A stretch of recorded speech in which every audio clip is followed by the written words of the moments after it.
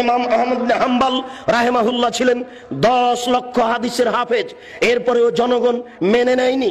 তার পায়ে রশি দিয়ে যেমন কুকুর মারা গেলে রাস্তায় মানুষ টেনে নিয়ে বাইরে ফেলে দিয়ে আসে, ইমাম আহমদ বিন হাম্বল তার যুগে নয়, এখন পর্যন্ত যত মানুষ এসেছে হাদিস শাস্ত্রে সবার চেয়ে বড় পণ্ডিত, এরপরেও জাতি তাকে মেনে নেয়নি, সমাজ তাকে মেনে নেয়নি।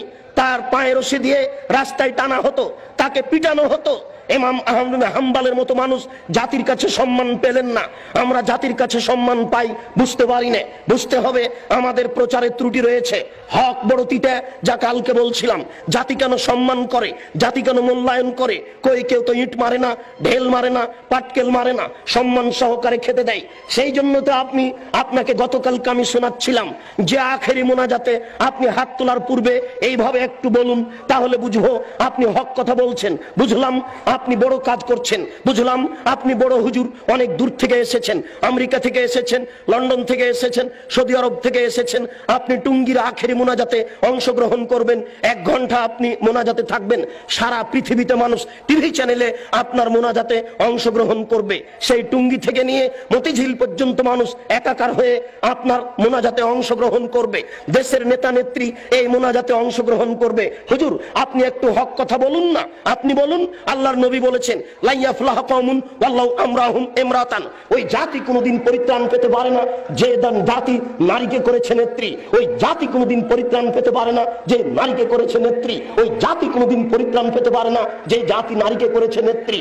আপনি বলুন দোয়া করার পূর্বে আল্লাহ রাসূল বলছেন আলী লা তাদু তিমসালান ইল্লা তামাসতাহু ওয়ালা কাবরান মুসরিফান ইল্লা সাওয়াইতাহু, আলী তুমি ছাড়বে না কোনো উঁচু কবর, সবকে ভেঙে সমান করে দাও। আলী তুমি ছাড়বে না কোনো ছবি মূর্তি, সবকে ভেঙে একাকার করে দাও। আপনি এই বক্তব্য দেওয়ার পরে এবার হাত তুলে দোয়া করুন, দেখা যাবে কত নেতা নেত্রী আপনার দোয়াতে অংশগ্রহণ করে, কত জনগণ আপনার দোয়াতে অংশগ্রহণ করে।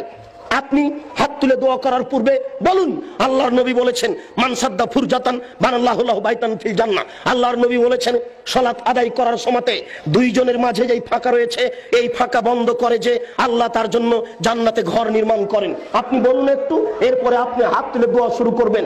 বাইতুল মুকাররম হচ্ছে বাংলাদেশের জাতীয় মসজিদ। বাংলাদেশের যারা বড় আলেম তারাই সেখানে খুতবা দেওয়ার অধিকার রাখে।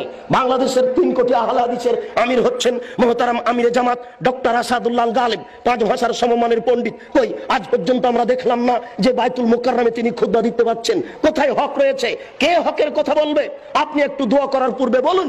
দেশবাসী শোনো, যারা বাইতুল মুকাররমের ইমাম তারাও শুনে রাখুন। আল্লাহর নবী বলেছেন মান সাদ্দা ফুরজাতান বানাল্লাহু লাহু বাইতান ফিল জান্নাহ, যেই ব্যক্তি দুইজনের মাঝের ফাঁকা বন্ধ করবে তার জন্য আল্লাহ জান্নাতে ঘর নির্মাণ করবেন। আল্লাহর নবী বলছেন এই শুনো, আমি দেখতে পাচ্ছি দুইজনের ফাঁকা দিয়ে শয়তান প্রবেশ করছে। তিনি কত কিছু বললেন এই কাতারকে সুন্দর করে সারিবদ্ধ হয়ে প্রাচীরের মতো হয়ে দাঁড়ানোর জন্য।